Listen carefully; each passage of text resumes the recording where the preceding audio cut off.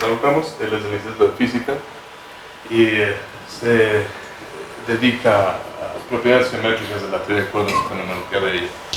Perfecto, pues gracias, Leo. Básicamente lo que quisiéramos nosotros entender... Sí, no quiere, ¿verdad? Sí, como que no... Tú síguele. No, es que no tengo las imágenes, son fundamentales. ¿No tienes las imágenes? No cambia. Aquí se congeló. ¿Se congeló ahí? Y eso casi cayó.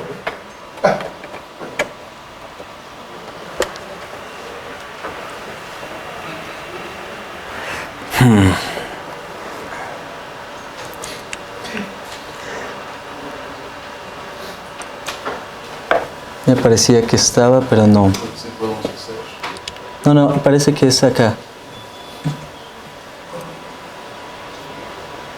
Sí, podemos hacer más grande que la pantalla. No, pero es por el tamaño de la pantalla del display, ¿no? Porque maneja el display. Yo creo que ya está, ¿no? Sí, ya está.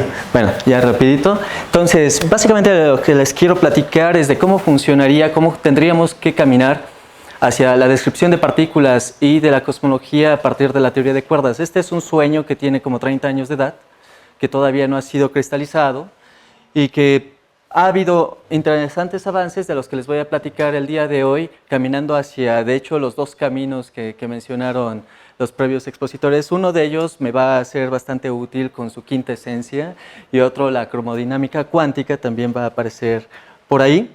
Básicamente esto es lo que nosotros quisiéramos describir. Tenemos la teoría cuántica de campos, eso es lo que sabemos. Una cosa que me gustaría mencionar aquí para que nos vayamos entrando en calor es que la teoría cuántica de campos como tal es una teoría que admite un número infinito de soluciones. ¿Sí? Entonces ustedes pueden agregar un número infinito de partículas de distintos spins, así como los que estaba agregando Chrysomalis, y eso es una teoría cuántica de campos perfectamente válida. Sin embargo, a lo que llegaron las personas es a una descripción no solamente que es una teoría cuántica de campos válida, sino que además describe todas las partículas elementales. Hoy ya hemos escuchado acerca de QCD.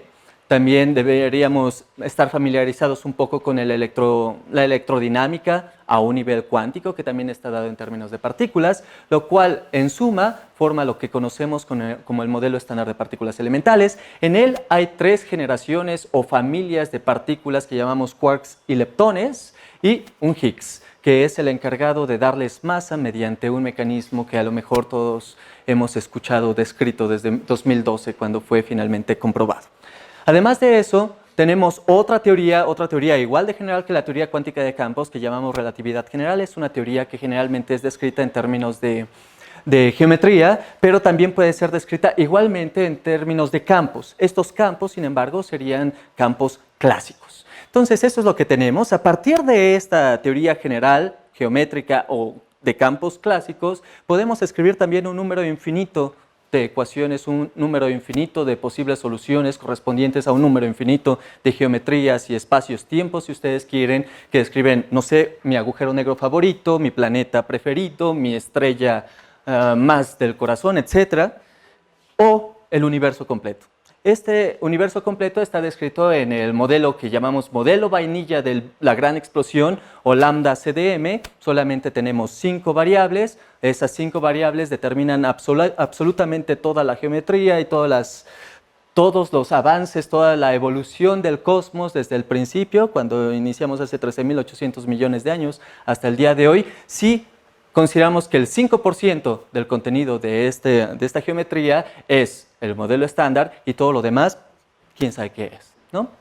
Algo oscuro. Quién sabe qué es, pero tenemos idea de que tiene que tener ciertas propiedades. Eso es lo que sabemos, a pesar de que dije quién sabe qué es, eso es lo que sabemos. Y hacia allá es donde tenemos que caminar. Pero por supuesto tenemos un montononal de preguntas. Una de las preguntas es, ok, les dije que el modelo estándar tiene 3 generaciones, ¿por qué? Y a pesar de que para algunas personas esta pregunta parece que es una pregunta ociosa, para las personas, digamos, con más años en la física, les resulta que esta es una pregunta muy importante. Si hay confinamiento en QCD, ¿por qué? Así es como llegaron finalmente a QCD, de hecho. ¿Sí? Si hay rayos cósmicos, ¿por qué? Y hoy estamos metiéndonos en reales problemas para tratar de describir por qué nos llegan ciertos rayos cósmicos con ciertas energías tremendas. ¿Por qué? Queremos describirlo y a veces eso nos dice algo acerca del cosmos. ¿Por qué hay 3 generaciones? Hay 27 parámetros, si consideramos también los neutrinos que existen en el modelo estándar, 27 parámetros libres que incluyen ángulos de mezcla, masas, etc., en el modelo estándar. Que sean libres quiere decir que dentro de la teoría, sin ningún tipo de dato experimental, hay 27 números que no puedo determinar teóricamente. Voy al experimento, mido las masas y listo, me voy deshaciendo de ellos. Hay unos que todavía no han sido medidos, pero los medirá alguien. Son 27. ¿De dónde salieron esos 27 parámetros? ¿Tienen una explicación? Existen partículas o fuerzas o simetrías adicionales. Existe la supersimetría, existen más partículas. La materia oscura es una de estas partículas. ¿Estas fuerzas tendrán algo que ver con esta expansión acelerada del universo y por lo tanto energía oscura?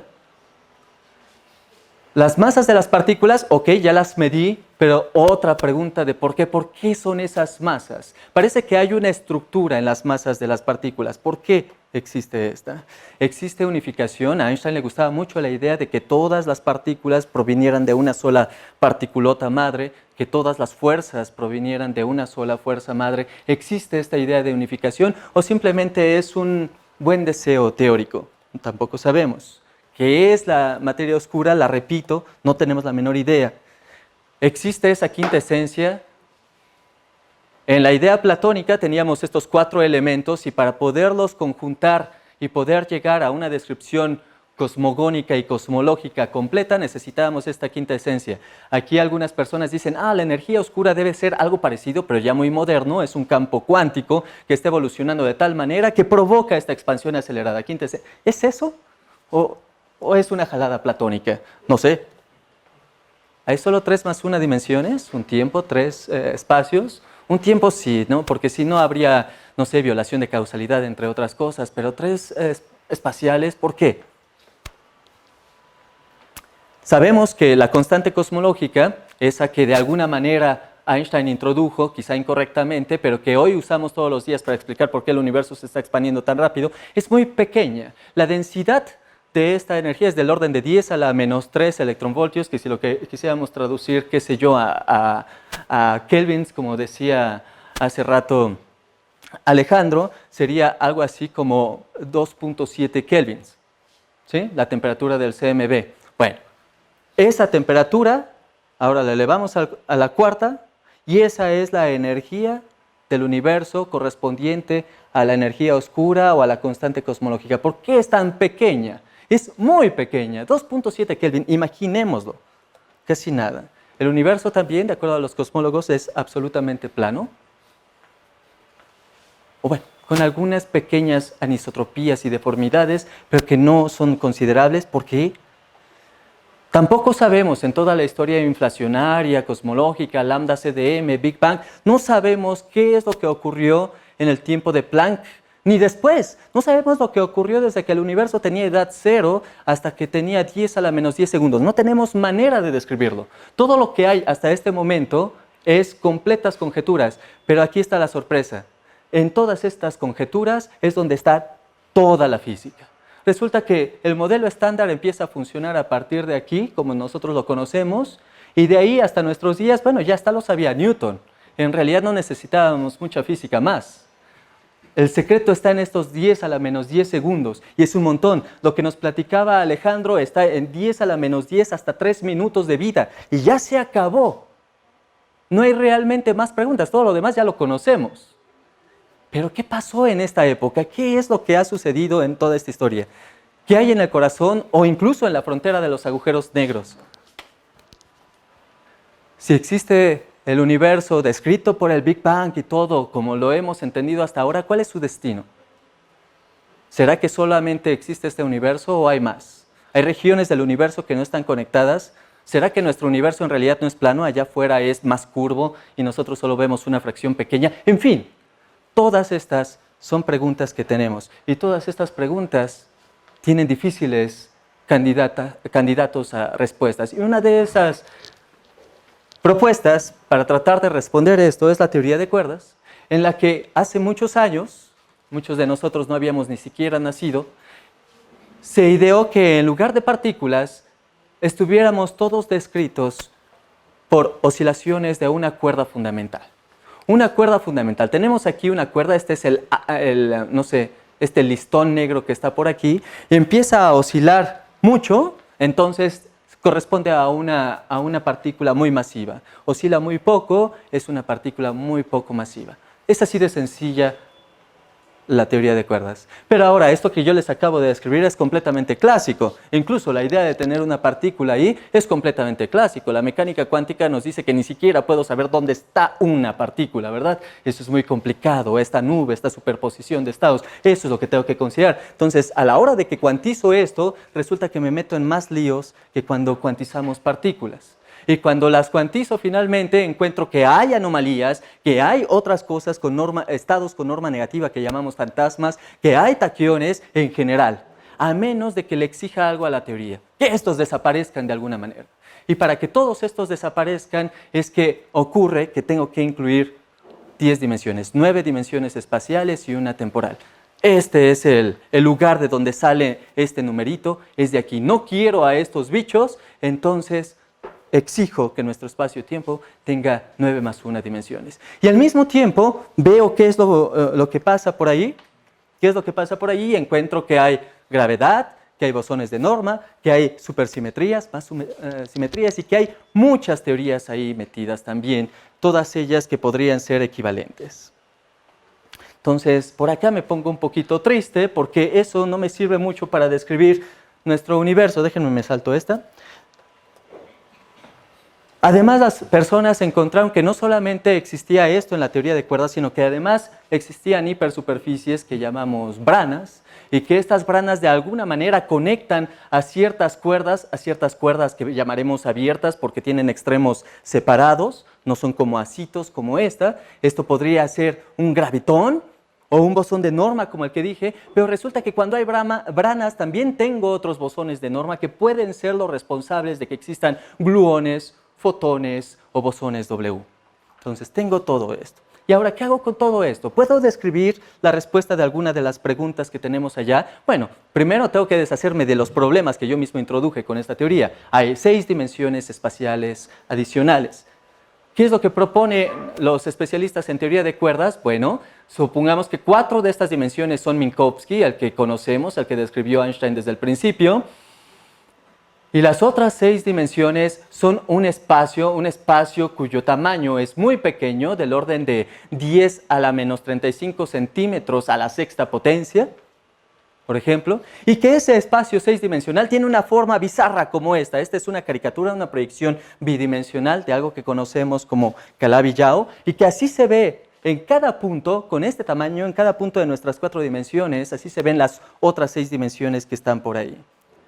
Pero podría ser que no es una variedad, sino que es un espacio, por ejemplo, como este, un espacio que tiene, se parece otra vez al que estaba mencionando Chris, que tiene algunos cantos y singularidades, cosas que podemos describir y que se llaman orbifolios. Cualquiera de estas cosas podría ser, o podría ser algo todavía más loco, unas cosas que ni son variedades ni son geométricas, objetos topológicos que algunas personas, por falta de palabras, llaman variedades generalizadas o medio planas o SU3 cruz SU3, que en realidad son objetos meramente topológicos, nada de geometría que ni siquiera puedo dibujar, por eso no hay monitos por ahí. Y así serían las 6 dimensiones que tenemos por allá, quién sabe cómo diablos.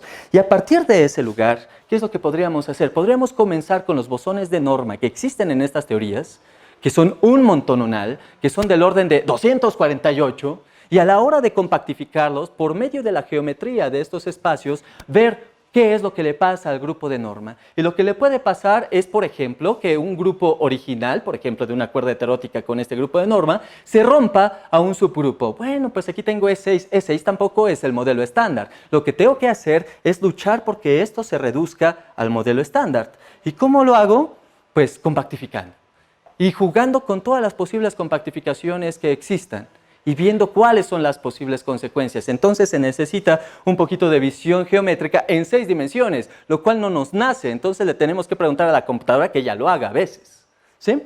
Y entonces a partir de ahí lo que encontramos es que sí existen algunas geometrías en las que se obtiene el modelo estándar como grupo de norma, ¿sí? Y además un grupo de norma que voy a llamar grupo de norma oculto, o sea, más fuerzas, pero no solo más fuerzas. Encuentro que existen partículas elementales, quarks y leptones, que son los que más me gustan, incluyendo a los neutrinos derechos, todo es felicidad, incluyo Higgses, ¿sí? Lo cual también es bastante bonito, pero resulta que en adición a estas partículas que están aquí, aparecen un chorro de otras partículas del orden de cientos, que también están cargadas bajo este grupo de norma y bajo ese.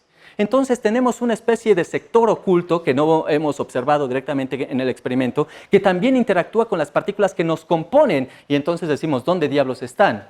Entonces tenemos que argumentar en estos modelos por qué tienen una masota.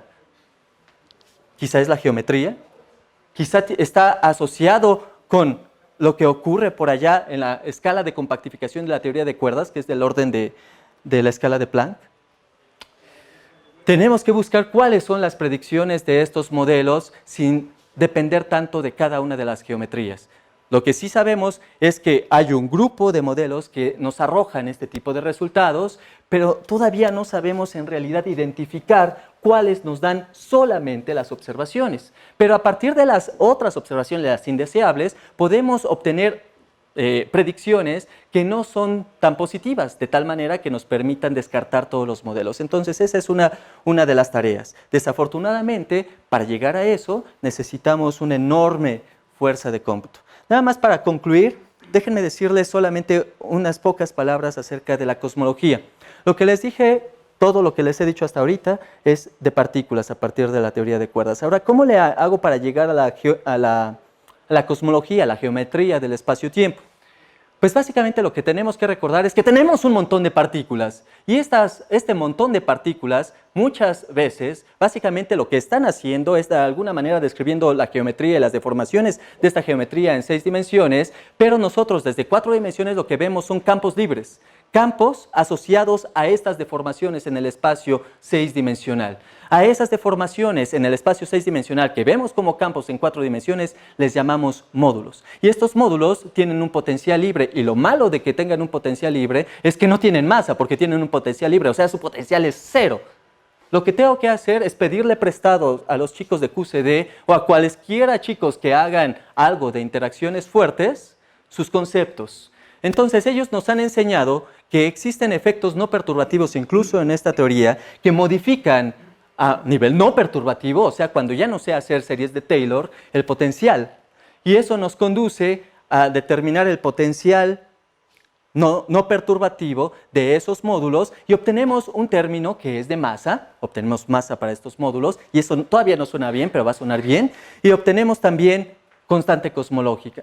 Entonces ya nos empezamos a poner felices porque podemos calcular estos dos bichos. Ahora, ¿por qué quiero esta masa? Resulta que si la conjetura de que el universo se infló cuando tenía apenas 10 a la menos 32 segundos a un ritmo exorbitante, creció de nada a 10 a la 26 veces, necesitamos algo que sea como esto, pero que tenga una masa y que esa masa sea grandota, entre 10 a la 13 y 10 a la 15 GeV. Y resulta que si puedo calcular esto y me da el número correcto y esto y me da el número correcto que les decía que era 10 a la menos 3 EV a la cuarta, entonces estoy del otro lado porque tengo tanto inflación como energía oscura. Ahora, alguno de estos podría ser materia oscura y alguno de estos podría ser, no sé, culpables de los fantasmas y el chupacabras. No lo sabemos, ¿verdad? No lo sabemos, pero eso es lo que tenemos que averiguar y a eso es a lo que se dedican estos estudiantes. Bueno. Esta expresión aquí, A entre phi j más exponencial, ¿qué significa? Que es más o menos la parte derecha, me parece. ¿Qué es lo que significa esto? ¿Qué es una serie? O sea, cuando hago una serie de esto, una expansión, para phi pequeño, bueno, pero no es la expansión de esto, no es la parte derecha. Aparece más que esto. O sea, la pregunta es, ¿qué le pasó a alguno entre el phi j? Todavía aparecen más, están aquí. Aparecen muchas cosas por aquí, incluyendo cosas que van con cosas en el denominador, etc. ¿Sí? Todo lo que aparece por aquí, eso sería explicación, no sé, de ciertas interacciones que también necesito explorar. Sí, pero esto particularmente es lo que nos habla de algo que puedo observar directamente. Entonces, todo esto también son predicciones y estas son predicciones catastróficas en algunas ocasiones y en otras no tantas. Por ejemplo, me podrías preguntar, ¿dónde está alfa phi? Que también podría estar aquí. Eso se llama solitón y tengo problemas con eso. ¿Sí? Bueno, voy a dejarlo por aquí.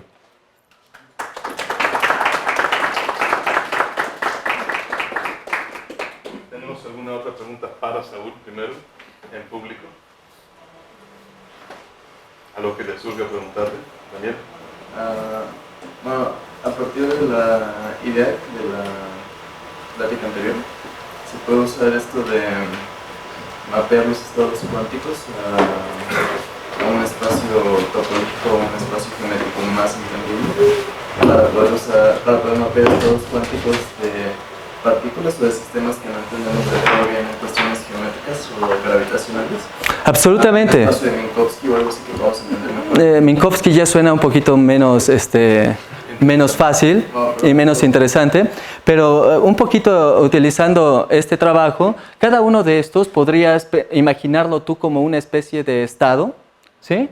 Y estos estados, estos son un montón, J corre de 1 a cientos. Entonces, estos estados tienen una determinada geometría y una determinada topología, no necesariamente geometría, pero a fuerzas una determinada topología. Y a partir de esa topología tú podrías determinar, de hecho, este potencial, sin necesidad de recurrir a lo que generalmente recurrimos, que son estas herramientas. Quizá directamente de la topología podríamos saber cuál es el potencial efectivo, el que yo vería en 4 dimensiones, meramente saliendo de la topología de estos bichos. ¿Sí? Sí, un poquito parecido. ¿Alguna más en particular para Saúl? Sí. Había dicho que las vibraciones de las cuerdas corresponden a una partícula distinta, Ajá, ¿no? sí. ¿Esas vibraciones se pueden decir que pueden viajar más rápido que la luz? No. No. Todo esto es compatible con la relatividad especial particularmente y también con la relatividad general.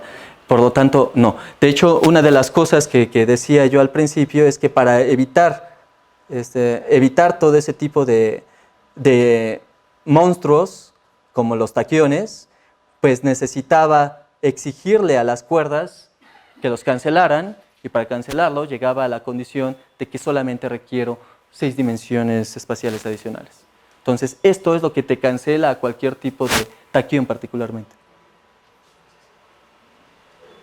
Sí. Si la teoría de cuerdas fuera como la correcta para explicar el universo, ¿eso ayudaría a responder todas las preguntas que están ahí? Esa es la idea. O sea, cuando lo presenta Alberto Guijosa, si estuviera él por ahí, esta es una de las ideas más ambiciosas. Entonces, puedo responder todas esas preguntas. El problema es que llevamos prometiendo la respuesta a esas preguntas más de 30 años. Y no tenemos, bueno, quizá tenemos la de alguna, pero así muy indirectamente. ¿Existen fuerzas y partículas adicionales? La respuesta es sí, sí esta teoría es correcta, ¿sí? Pero ahora les tenemos que decir a los experimentales con características ABCD, compruébalo, y esas ABCD todavía no las tenemos. Entonces sí, la respuesta está metida ahí, pero si es que esto tiene algo que ver con la realidad. Pero la verdad es que todavía estamos lejísimos de dar una respuesta concreta para que el experimental vaya corriendo y diga, aquí está, listo, ¿tienes razón o no la tienes? Bueno. En efecto, la teoría de cuerdas es una teoría muy prometedora. Promete y sigue prometiendo. 40 años prometiendo. No, pero ahora, bueno, ahora tenemos preguntas. Nos comentaste que en la parte de la vida del universo, en la que son puras conjeturas, de 0 hasta 10 a la menos 10, creo que todo eso se parece a lo que estudia Alejandro de condensados de quarks, ¿no? Más bien entre 10 a la menos 10 y 3 minutos. Lo que hay hasta 10 a la menos 10 es realmente bastante desconocido. Cuando llegas a los 10 a la menos 10 segundos, básicamente tienes un montón de radiación, y esta radiación puede estar en forma de quarks, en forma de gluones, que es esencialmente lo que más se vería originalmente, y fotones. O sea, básicamente tienes los campos magnéticos por ahí y también las partículas que más le interesan a él, los tienes en plena acción, pero bastante más calientes que lo que a él le interesa en este momento, que es del orden de entre 100 y 200 megas más o menos, ¿no? Entonces, esto sería unos 8 órdenes de magnitud por encima de esas temperaturas, pero eso es lo que verías. Y después de eso, ves que se empieza a enfriar y llega el momento en el que llegas a esas temperaturas y no pasa mucho. Son fracciones de segundo todavía, o sea, antes de un minuto, antes de un segundo, ya llegaste a que eso finalmente formó esta etapa condensada y después de eso ya empiezas a ver que se empiezan a formar nucleones, que ya es justamente en la etapa en la que él está, pero también está este plasma. Y cuando está este plasma, la luz no puede salir ni nada. O sea, no podemos todavía saber qué es lo que está pasando ahí, porque todos los fotones chocan contra este muro, este plasma, y rebotan y están haciendo de las suyas por ahí, hasta que finalmente todo este plasma se enfría todavía más, y ya se empiezan a formar atomitos y todo lo demás, pasa la radiación, y esa es la que vemos, esa es la que ven los astrofísicos. O sea, básicamente eso ya fue después de los 3 minutos, que ya finalmente podemos empezar a aspirar a observar algo. Pero de hecho, aún ahí, las personas que dicen, estoy viendo un fotón más viejo que 380,000 años de edad, lo dudan. Entonces, en realidad, todavía hay una distancia, pero básicamente de lo que estoy hablando, cuando me refiero a su trabajo, es entre 10 a la menos 10 y 3 minutos de vida del universo. Sí. Bueno, sí, sí. Me gustaría saber cuál sería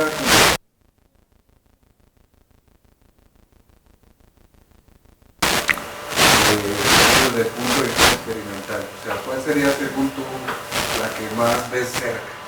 Mira, el punto es que hay varias predicciones, pero son bastante indirectas y bastante inexactas, pero las que me podría desviar hacia muchos caminos. En este camino, en el camino que yo les estoy presentando aquí, tiene que ver con la masa de las partículas adicionales si es que existe la supersimetría. Entonces, en la teoría de cuerdas hay ciertas formas de romper supersimetría que ya están ahí, con ciertas escalas que a veces, en ciertos modelos, puedes calcular desde el principio hasta el fin. ¿Tú tienes una sola supersimetría en este caso, no? Hasta el final, sí. Okay. Si tuvieras más sería un lío, no habría manera de predecir absolutamente nada ahí porque no se parece a la realidad. Pero una vez que rompes esa simetría, ya tienes unas escalas que puedes calcular en ciertos modelos y por lo tanto puedes saber cuál es la masa o el orden de magnitud de las masas de ciertas partículas supersimétricas. Algunos de estos modelos ya han sido descartados y otros modelos siguen por ahí. Entonces, si quisieras tú decir una predicción de la teoría de cuerdas, pues sería como pedirle una predicción a la teoría cuántica de campos. No existe, ¿sí? Pero sí de los modelos particulares. Y hay modelos particulares que ya han sido descartados precisamente porque arrojan números que son incompatibles con las observaciones que tenemos hasta el día de hoy, por ejemplo, en el LHC, ¿sí? Y por ahí es donde vería la posibilidad, en principio. La otra posibilidad ya tiene que ver con materia oscura, con ondas gravitacionales primigenias, que es mucho más difícil de predecir en otros modelos que en la teoría de cuerdas. ¿Y a qué escala de energía más o menos se encontraría la supersimetría que tú? En los modelos que han sido descartados por debajo de 1.5 teras y en los modelos que todavía están entre 2 y 30 teras, teraelectronvoltios, que todavía son explorables actualmente, afortunadamente. Bueno, 30 ya es demasiado, pero ya ves que quieren construir este súper de 100 kilómetros y 100 teras, en ese forzosamente quedarían completamente descartados o confirmados algunos de estos modelos. Bueno, entonces tenemos 25 minutos todavía para interactuar. Tenemos aquí que nos hizo el favor de acompañarnos a Rodolfo Martínez, que también es especialista en gravitación y altas energías de la Facultad de Ciencias, y Leonardo Patiño. Los 5 estamos aquí justamente para ustedes, para que nos hagan saber sus dudas, inquietudes, nos pregunten lo que quieran, saber de lo que quieran, de gravitación y altas energías y información cuántica. ¿Sí? Ahora, si las cosas ponen pesados 3, 4, puedes subirnos esta pantalla. Pues muchas gracias. Muy bien, pues primero agradezcamos a los 3 oradores.